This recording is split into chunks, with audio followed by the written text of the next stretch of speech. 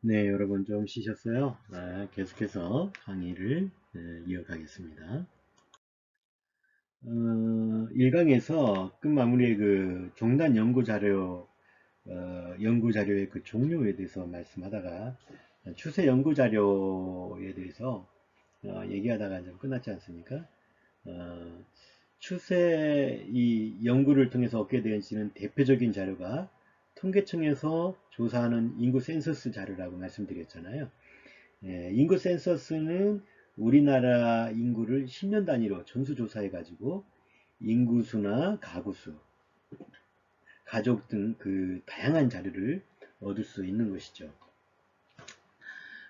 이 자료를 활용하게 되면 이전 조사 연도와 그 다음 조사 연도의 것을 비교해 가지고 어, 조사 내용에 대한 변화 추세를 파악할 수 있는 그런 장점들이 있죠. 2021년 자료와 2020년 자료 이것의 변화의 추세를 어, 파악할 수 있는 그런 장점들이 분명히 존재하는 거죠. 그런 자료를 통해서 본다면 어, 일반적으로 추세 연구는 동일한 질문지를 몇 년간 간격을 두고 조사를 하게 되는 것이죠. 그래서 이제 매년 조사를 하는 경우도 있고 경년 또 2년마다 또는 5년 더 나아가 10년 이런 단위로 이제 조사를 하게 되는 것이죠.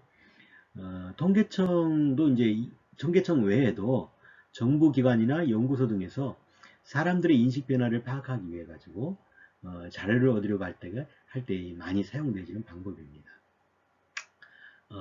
석사학위나 박사학위 논문에서도 기존의 선행 연구와 동일한 질문지를 사용해 가지고 몇 년 동안에 일어난 변화 추이를 분석할 때도 사용할 수 있습니다.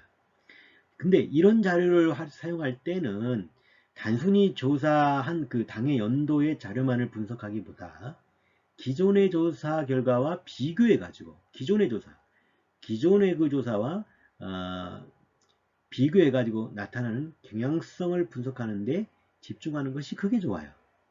어, 이것을 위해서 이전 연도의 조사에서 사용한 것과 동일한 질문 문항으로 조사지를 구성하는 것이 좋습니다. 여러분 할 때 이제 이런 식으로 해보시기를 바라고요. 또 코호트 연구 자료. 이 코호트라는 것은 특정한 경험을 같이 한 그 집단인 코호트를 대상으로 일정 기간 반복해 가지고 조사 연구를 하는 것을 말하는 것이 코호트 연구입니다. 그렇다면 동년배 연구라고 그래서 이제 이것을 동년배 연구다 이렇게 이제 불리기도 하는 거거든요. 어쨌든 여기서 말하는 코호트는 특정한 시기, 그 특정한 시기에 태어난 사람들이나 혹은 사회적으로 특정 집단에 매우 큰 영향을 준 제도의 도입 혹은 큰 사건을 동시에 경험한 사람들, 동시대에 동일한 공간에 살았던 사람들이라고 보면 됩니다. 그게 이제 코호트죠. 예를 들어서 우리나라의 경우에 베이비붐 세대, X세대, 또 IMF 금융 위기 시에 대학에 입학한 사람들 등이 이제 될 수 있죠. 특정히 이렇게 구별해서 동일한 해에 태어난 사람들도 또한 여기에 해당이 되기도 합니다. 코호트 연구 자료는 선정된 코호트 집단, 이 코호트 집단을 대상으로 해가지고 시차를 두고 여러 차례에 걸쳐 가지고 조사해서 수집한 자료가 바로 코호트 자료입니다.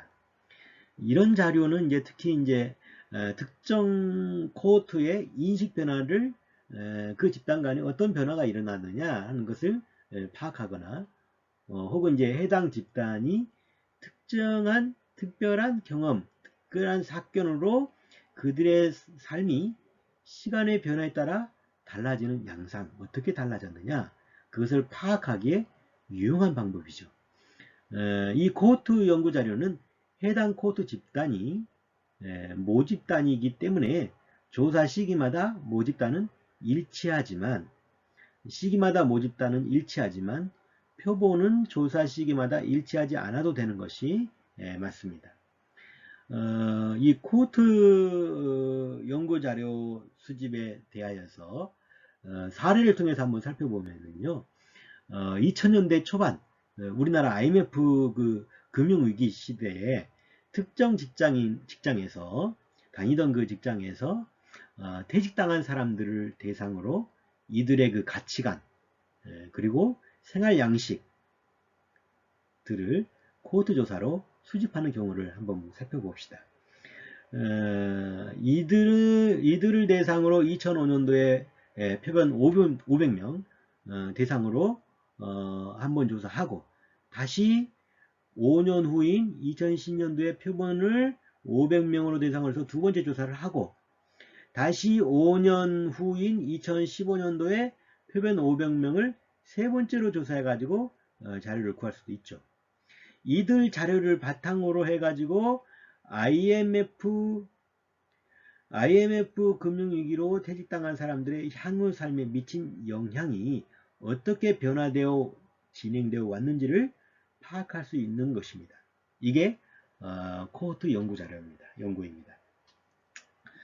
그 다음에 이제 패널 연구 자료가 있는데요. 이 패널 연구 자료는 패널 연구는 그 동일한 연구 대상에 대해 가지고 일정한 기간 동안 반복해요. 반복해서 조사 연구하는 것을 말합니다. 일정한 동일한 연구 대상에게 일정한 기간 동안 반복해요. 계속해서 검사하는 거죠. 조사하는 거죠. 여기에 이제 패널은 연구자가 반복해서 조사하고자 하는 특정 연구 대상으로 선정된 사람을 말합니다.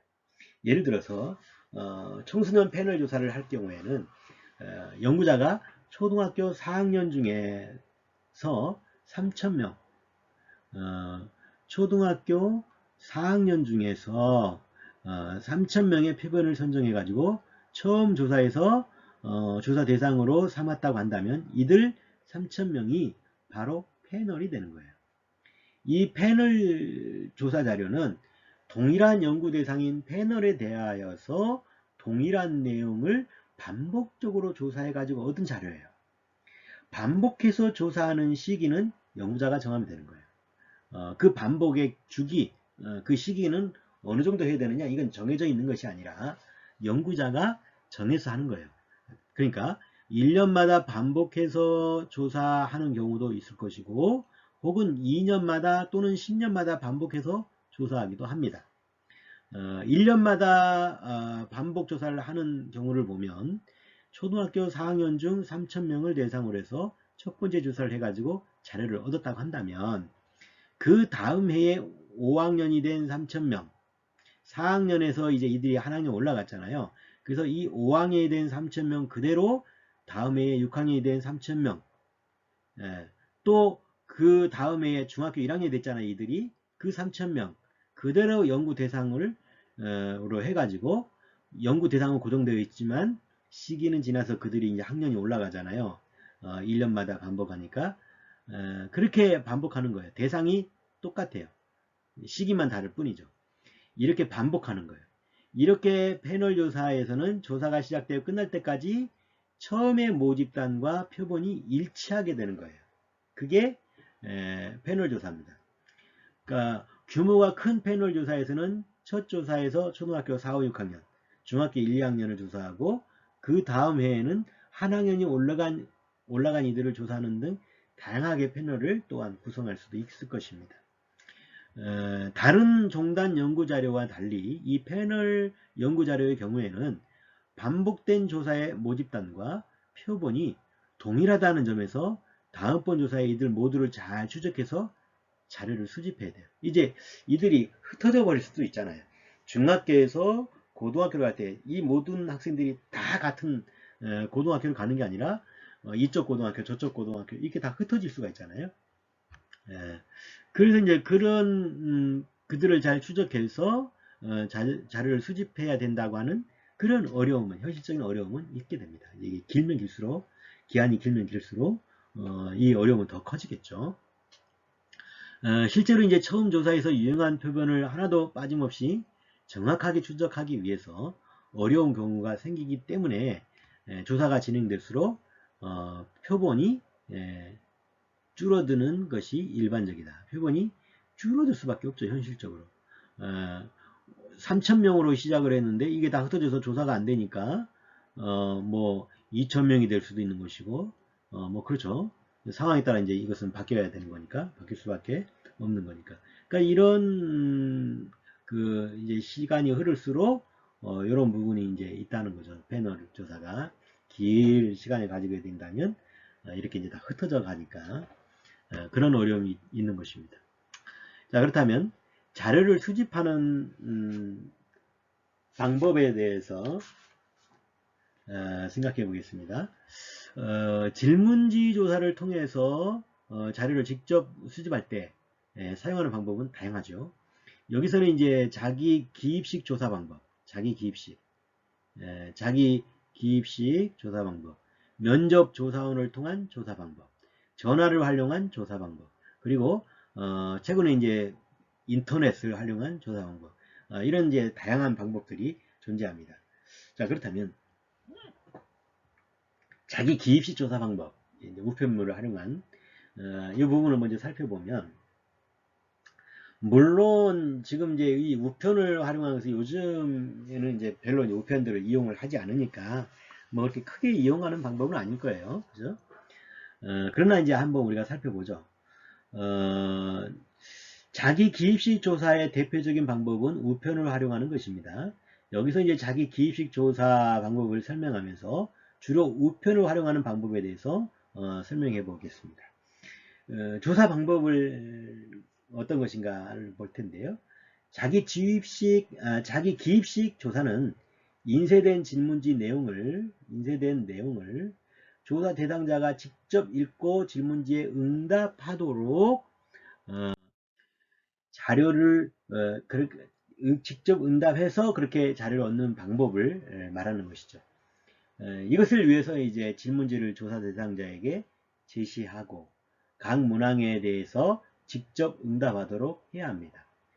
그런데 이제 서베이 연구에서는 대체로 조사 대상자의 규모가 크기 때문에 연구자가 그들을 직접 한 명 한 명 대면해 가지고 질문지를 제시하고 답을 하도록 해가지고 자료를 얻는 것은 어려워요. 사실상 500명을 일일이 혼자 다 찾아가서 어떻게 다 질문을 할 수가 있겠습니까? 질문지를 어떻게 다 기입하도록 할 수 있겠어요? 예, 어렵단 말이에요. 그래서 이제 하는 방법이 뭐냐? 조사 대상자에게 우편으로 질문지를 보내고 응답한 질문지를 다시 우편으로 받는 방법입니다. 이게 이제 이걸 보고 이제 우편 조사다 이렇게 말할 수 있는데요. 종종 이제 그 진학 표집을 통해 가지고 학교나 요양원 등과 같은 특정 기관의 구성원 여러 명을 연구 대상으로 해가지고 조사하는 경우에는 연구자가 직접 그곳에 이제 방문을 하죠. 방문해 가지고 조사 내용을 이제 설명을 해드리고 그 자리에서 조사 대상자들에게 바로 응답하게 한 후 그 자리에서 또 자료를 수집해 가지고 오는 방법 그런 것들을 사용할 수 있습니다. 그러나 이런 경우는 연구자가 직접 방문하기보다 우편을 이용해 가지고 질문서를 보내고 받는 것이 더 낫다. 교재는 이렇게 되어 있는데 이거는 이제 지난 시절의 이야기고 최신에는 여러분 그 우편함 보셨어요? 우편함? 각종 거기서가 이제 꽂혀 있는 그 우편함에 보면 사람들이 이 우편함을 잘 열질 않아요. 그리고 요즘은 우편물이 너무 많이 오기 때문에 청구서니 뭐니 많이 우편물이 쌓이기 때문에 봉투만 대충 보고서 자기에게 실질적으로 필요한 것이 아닌 이상 다 쓰레기통으로 들어가 버려요. 읽지도 않고. 그래서 이제 이 우편 방법은 오늘날에 있어서는 그렇게 이제 추천할 만한 방법은 아니다는 것을 말씀을 드립니다. 물론 이제 내가 이 한국에 있고 연구 대상자들이 뭐 몽골에 있다든지 베트남에 있다든지 뭐 칠레에 있다든지 하면 우편으로 보내서 개인적으로 이거 좀 해다오 이렇게 부탁을 할 수는 있겠죠. 그렇게 해야 되겠죠. 그러나 이제 우리 국내에서 이루어지는 것이라고 한다면 이 우편의 방법은 그렇게 썩 좋은 방법은 아닌 것 같습니다. 사람들이 보지를 않아요. 그렇다면 이제 조사 방법의 진행을 한번 살펴볼 텐데요. 먼저 질문지를 인쇄를 해야 되겠죠. 이제 대량으로. 어, 연구자가 자신이 사용하는 질문지를 조사 대상자의 수보다 조금 더 많게 인쇄해야 됩니다. 그러니까 500명을 내가 설문을 하겠다. 그러면 인쇄를 딱 500명을 하면 어떻게 됩니까? 이 작성하다가 틀릴 수도 있고 다시 주세요라고 할 수도 있는데, 그래서 충분히 500명 이상으로 더 여유분을 가지고 인쇄를 해야 한다는 거죠. 이게 안 되면 또 곤란해지는 경우가 있어요. 그죠? 틀려가지고 바꿔달라는데 바꿀 것이 없고, 그러면 곤란해집니다. 그래서 이제 가능한 한 이제 응답자가 이해하기 쉽도록 그 질문지를 작성할 때 이해하기가 쉽도록 문항을 정교하게 만들어야 되는 것은 우리가 주의할 부분이죠. 응답하는 방법에 대한 안내도 꼼꼼하게 정리해 가지고 제시하는 것이 좋습니다. 이를테면 이제 5번 문항이 좀 답을 두 개를 써야 된다 그러면 뭐의 부분에 대해서 이번에는 2개를 쓰게 됩니다. 그러면 이렇게 기입하면 되겠습니다. 이런 식의 어떤 설명이 구체적으로 주어져 있다고 한다면 이 작성하는 데 있어서 좀 어려움을 겪지 않을 것이다 하는 것, 도움이 될 것이다 하는 것이죠. 응답하는 방법에 대해서 정리해 주는 것이 좋을 거고, 더불어 질문지를 인쇄할 때에도 책자처럼 만들어 가지고 질문지의 일부가 분실되지 않도록 좀 묶어져 있는 그렇게 제작하는 것이 좋겠습니다. 이게 질문지가 10장이 넘어간다 그러면 따로따로 이렇게 분리해 놓으면 그것이 나중에 연구자가 대상자가 그걸 쓰다가 놓쳐버릴 수도 있지 않습니까? 한두 장 잃어버릴 수도 있는 그런 문제가 있기 때문에 그런 부분들은 우리가 생각을 해봐야 하는 것이죠. 분실되지 않도록 이렇게 묶어서 보내주는 것이 좋을 것 같다 하는 것이고요. 그 다음에 해수형 봉투를 준비한다. 그 우편조사의 경우에는 그 응답한 질문지를 다시 해수해야 되잖아요. 나한테 다시 와야 되잖아요. 이 경우를 고려해 가지고 해수형 봉투를 미리 준비해 놔야 됩니다. 조사 대상 대비 질문 응답지를 해수한 비율은 해수율을 높이기 위한 방법이기도 하죠. 만약에 내가 500매를 지금 전달했단 말이에요. 우편으로 보냈단 말이에요. 그러면 해수율이 500매가 되면 얼마나 좋겠어요. 근데 이게 막 해수율이 그렇게 좋지 않나요? 450 또 혹은 400 이런 식으로 올 거란 말이에요. 그러면 이 해수율이 좋도록 나에게 보내줄 봉투까지 미리 보내주는 것, 이게 중요하다고 하는 것이죠. 그렇게 해야 해수율이 좀 좋아질 것이다. 그리고 또 하나 이제 질문지를 보면서 회수형 봉투를 같이 넣어 가지고 회수형 봉투 안에 해당 응답지를 파악할 수 있는 고유번호를 그 비밀리에 이제 기록해 두는 것도 좋다. 이를테면 봉투 한쪽에다 이제 1, 또 2, 3 이런 식 고유의 번호를 넣어서 어디서 이렇게 왔는지, 어디로 내가 이 사람을 어디로 보냈고 이 사람이 어떻게 왔는지, 누군지 그 질문지를 고유 번호를 이렇게 해가지고 해수되지 않는 질문지를 파악하면서 해수한 내용물을 보낼 수 있도록 질문지에 대한 응답에 대한 기억을 상기시킬 수 있도록 하는 방법도 좋은 것이다 하는 것을 말씀을 드리고, 또한 그 특정 기관에 소속된 여러 명의 응답자가 한 번인 경우, 이 경우에는 응답한 질문지를 모두 모아가지고 해수할 수 있도록 해수형 봉투를 준비하는 것도 좋습니다. 최근에는 이제 택배를 이용해가지고 해수하기도 하는데, 여러 명의 응답 내용을 한꺼번에 받는 경우가 가장 좋죠. 개인적으로 보내려면 어떤 사람은 잊어버리기도 하고 보내는 것을 다 기록을 해놨는데, 응답을 했는데, 또 가지고 와다가 또 떨어뜨려 가지고 잊어버리고 소실해버리고 분실해버리는 경우도 있을 것이고, 근데 이제 어떠한 뭐 집단에서 하게 된다면 한꺼번에 써가지고 한꺼번에 수거해가지고 온다면 그것처럼 좋은 방법은 없겠죠. 어쨌든 그런 것이 필요하고요. 그 다음에 이제 필요한 경우에는 질문지 조사에 대한 안내지를 또한 만드는 것이 좋겠다. 이러한 것을 이렇게 해주시면 고맙고 감사하겠다. 이런 문제 이렇게 회수가 안 되는데 회수가 될 수 있도록 꼭 작성을 하셨으면 꼭 보내달라. 어떤 그런 또 해송하는 방법 이런 것도 이제 해서 그렇게 이제 친절을 베풀어서 그것이 이제 나에게 해소되어질 수 있도록 해주는 것도 좋은 일입니다. 그 정도로 배려를 해도 좋겠죠. 그것도 괜찮을 것 같습니다. 그리고 다음 페이지에 보신다면 그 조사 절차와 해수에 관한 안내문이 나와 있죠. 그 질문지 조사하는 경우에 들어가 있는 조사 안내지가 이제 이런 식으로 되어 있어요. 인사말이 먼저 나오죠. 이렇게 안녕하세요. 바쁘신 와중에도 저희 연구에 도움을 주신 점 감사드립니다. 질문지 조사와 관련해서 다음과 같이 안내드리며 질문지 조사를 잘 진행해 주시길 부탁을 드립니다. 그러면서 발송 내용이 뭐냐?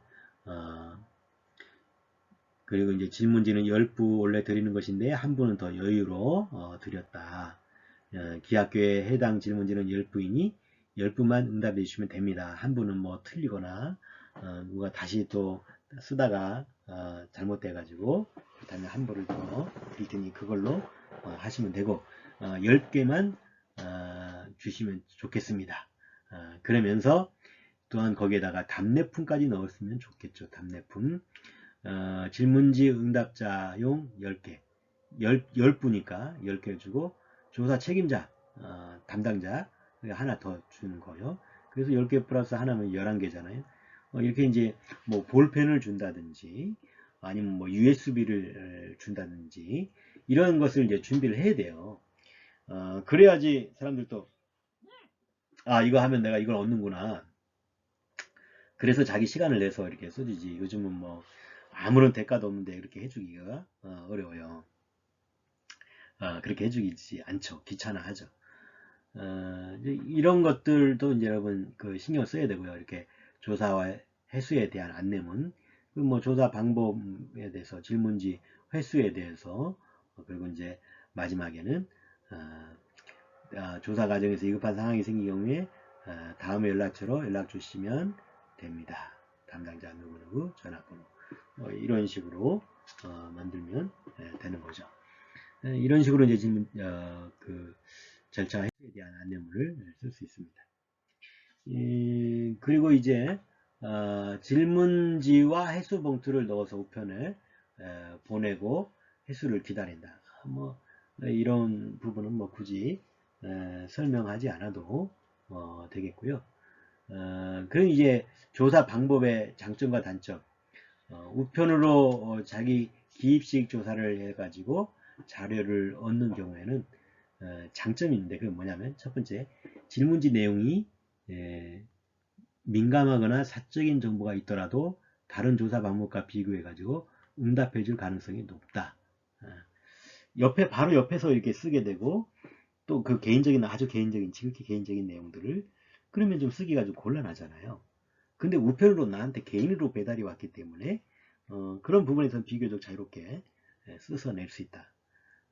그리고 이제 공동체에게 썼으면 그 어느 단체 안에서 썼으면 또 다 걷어야 되잖아요. 그 사람이 걷어서 담당자가 해송해 주잖아요. 그러니까 그걸 또 읽어볼 수도 있고 그 두려움도 좀 있고 생기니까 그게 별로 안 하고 싶죠. 안 쓰고 싶죠. 개인적인 얘기들은. 근데 이제 우편 조사는 그런 게 아니라 개인적으로 왔다가 개인적으로 보내는 것이니까 그런 부분에서는 장점이 되는 거죠. 그리고 이제 우편을 통해서 받는 질문지는 응답자가 자기 기입식으로 적는 것이기 때문에 조사 과정의 면접원이나 매개체가 개입해서 생길 수 있는 문제를 줄일 수 있다. 직접 사람을 만나지 않으니까 괜찮다는 것이고 네 번째로 이제 조사 방법에 제기되는 문제, 낮은 해수율 그리고 표본 대표성의 문제가 좀 있죠. 이 부분을 따져봐야 되겠죠. 회수율은 우편으로 여러분도 생각해 보십시오. 우편으로 내게 왔어요. 뭐 어떤 연구하는 사람이 뭐 어떤 기념품 하나 넣어가지고 왔는데 뭐 그거 해주고 싶어요.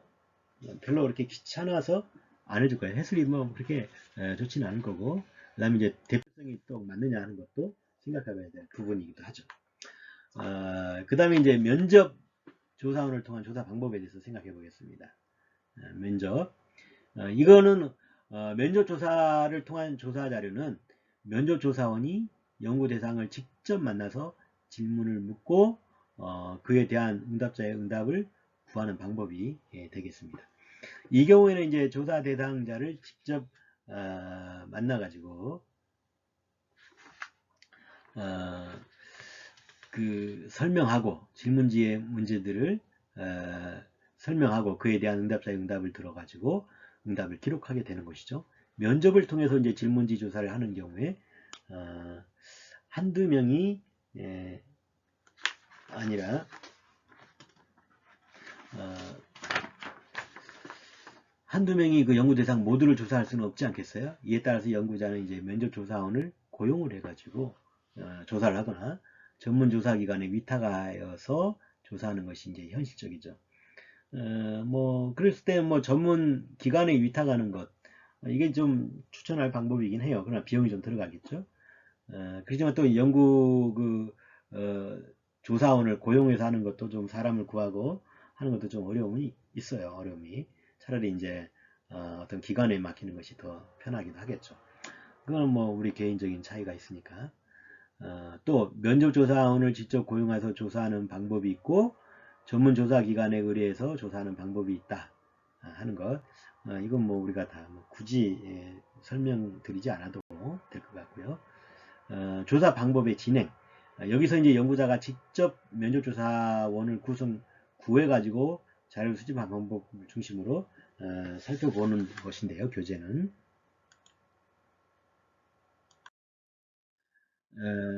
뭐 이거는 뭐 질문지를 먼저 준비해야 된다. 그 다음에 이제 면접조사원을 모집을 하고 사전에 안내 교육을 실시한다. 뭐 이 정도 부분이면 그렇게 어렵진 않죠. 그 다음에 이제 면접조사원을 파견을 해서 조사를 실시한다. 이제 이런 방법이 있겠고요. 이런 이제 절차가 있겠고, 조사 방법의 장점과 단점. 면접조사원을 활용해서 조사하는 경우에는 장점이 있습니다. 첫째가 다른 방법에 비해서 회수율이 높다. 자기가 돈 받고 하는 것이니까 이제 충분히 그 개수를 채우려 하겠죠. 돈을 받고 일하는데. 그래 회수율이 높아요. 면접조사원이 조사 과정에서 표변에 적절하게 조사하기 위해서 최대한 노력하기 때문인 것이죠. 그리고 둘째 장점은 뭐냐면 면접조사를 활용하는 경우에는 질문 문항의 의미를 정확하게 전달하고 정확한 응답을 이끌어낼 수가 있고 이제 그 설명을 해주니까요. 세 번째는 문자를 읽지 못하는 문맹자를 대상으로도 조사가 가능한 장점이 있다. 그러나 요즘 뭐 글을 못 읽는 사람은 없으니까. 그리고 이제 조사 방법, 조사 방법에 제기되는 문제, 면접 조사원의 태도와 조사에서 영향력의 문제. 이 면접에서 이 면접원이 태도가 안 좋으면 어떻겠어요? 그냥 굉장히 불친절하게, 불투명하게, 그냥 이렇게 그냥 툭툭 던지고, 뭐 그냥 듣는 사람이 좀 기분 나쁘게 한다면 그것도 심각한 문제가 되겠죠. 네.